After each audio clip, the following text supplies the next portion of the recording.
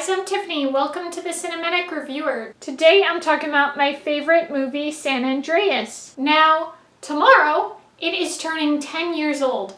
So I wanted to go ahead and do a rewatch and just reflect on the past 10 years. Now, a quick thing I wanted to say, so thank you all so much for anyone who watched my most recent video, which is the Final Destination Bloodlines video. I really enjoyed that one.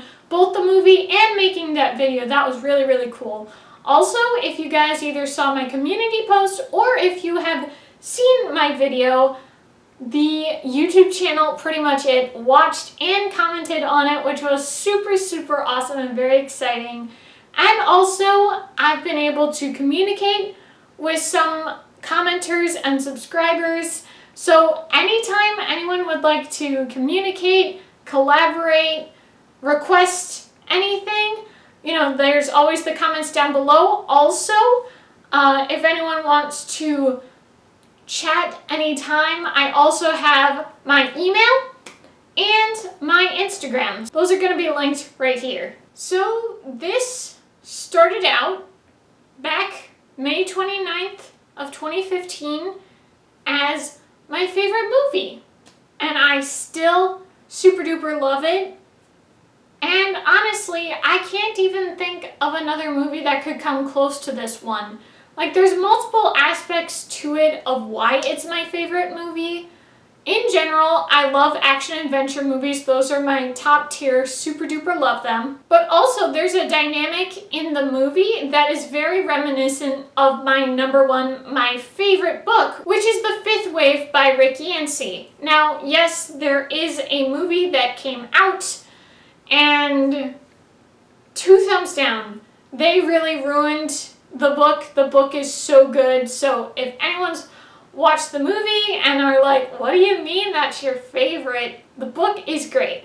So anyway, there's a dynamic in the Fifth Wave book between the main character Cassie and her little brother and this guy she really likes. And that dynamic is very similar in San Andreas. So we have the main girl, and then she's, you know, working together with this guy that she ends up really liking, and then his little brother. So it's not exactly the same, but like just the whole dynamic of it, both of them are going through a bit of apocalypse situations, and just all around, both of them are super good, super fun, all around a great time. Also, I think another big reason why it's still my #1 favorite movie, it's almost a stopping ground, the benchmark, the stopping point of good times.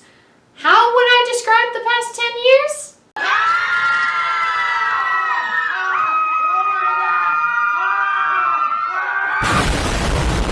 So it's just one of those where it's like, oh, the last time of good stuff, and now it's like. But I will say, between the past 10 years, there's still plenty of movies I've super duper enjoyed, given 5 stars, absolutely love them. I just have not found anything that I'm like, oh yeah, that still stays as my #1. The rewatchability of it is really good. The personal attachment I have to it.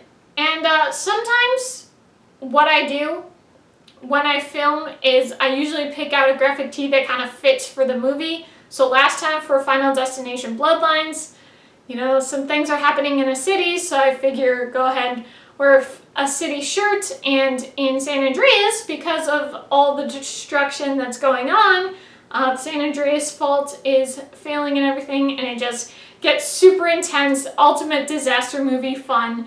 And so people loot, so why? Might as well, right? So I wanted to share a little bit about the movie experience in 2015 and then my movie experience in 2025.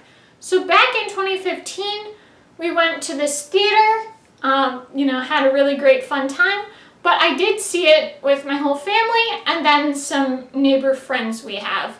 And I can't tell you anything about what we were talking about other than the fact that, because they're a couple, my neighbors, apparently for my neighbor, she had a hall pass for The Rock, so it's a little like, oh, okay.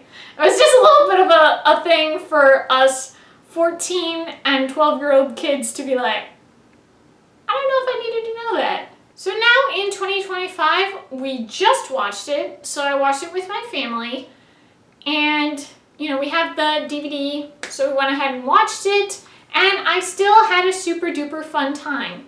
I will say, because sometimes this happens when I watch a movie again after so many years, and sometimes when you're not in the best mood, I will say I just kept getting bummed out and sad, and like I still really enjoyed it, but it's just because of the attachment I have to this movie and what it really means in terms of this being a whole 10 years difference, it just has me thinking too much about, oh, look at the time that's passed and look what could have been and what about this and why did this have to happen and blah blah blah, and it's like I couldn't focus on the movie. Like I was fully immersed in the movie, but sometimes the brain is just overthinking and it's just lamenting into the bad stuff. It's like, no! So once again, just to quickly talk about why the past 10 years in terms of movies, I haven't found one that's like, oh yeah, this is top tier, this is number one. Like I just have not found one that's number one for me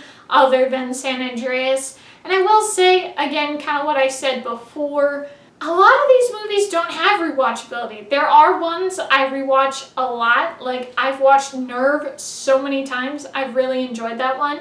But I wouldn't say that's, oh my gosh, amazing movie, love it so much, but it's definitely one that's a lot of fun. There are other movies that deserve 5 out of 5 stars, but I don't know that I would rewatch them. There's just a lot where it's like, it's a good experience the first time, doesn't really come through again. Another thing I really appreciate about this movie, it is super fun and entertaining. And it also has a tragic backstory that definitely has you care about the characters and want them to reconcile and redeem themselves. I just love this movie so much. I have such a great time with it. I really can't think of anything that would drop it from being number one. There's just a personal aspect that hasn't hit for anything since then. And once again, rewatchability I think is a crucial aspect of a good movie. If you're more of the cinema uppity type where you need art rather than good fun entertainment, maybe to you that doesn't matter, but for me, I need to have rewatchability, I need to have fun, I need to have good stuff, and there's just so many that like sometimes I will try to rewatch and it's like, oh man, that was such a waste of time. But this one, always a good time. Now I have found some favorites in terms of TV shows since 2015, such as Once Upon a Time, Inside Job, The Owl House, and of course Stranger Things. So there's still plenty of things in the past 10 years that I have enjoyed in terms of cinematic entertainment. It's just, for number one, hasn't hit. Now there have been fun ones I've enjoyed. Sometimes I've had my top 3 being San Andreas, Wonder Woman from 2017, and then Split. I really enjoyed that one because of the first time I watched the movie, just had a really great time with it. Also, Homeward Bound is a movie that I've enjoyed so much since I was a kid. So if you haven't seen San Andreas, I do recommend you check out the movie. It is really, really good and really, really enjoyable. So I have a couple of videos coming up that I'm really looking forward to making, so I hope you guys tune in. Thank you so much for watching. I hope you enjoyed. If you did, be sure to give this video a big thumbs up, comment below, and if you liked this video and would like to see more movie content, be sure to hit that subscribe button. See you guys next time. Bye!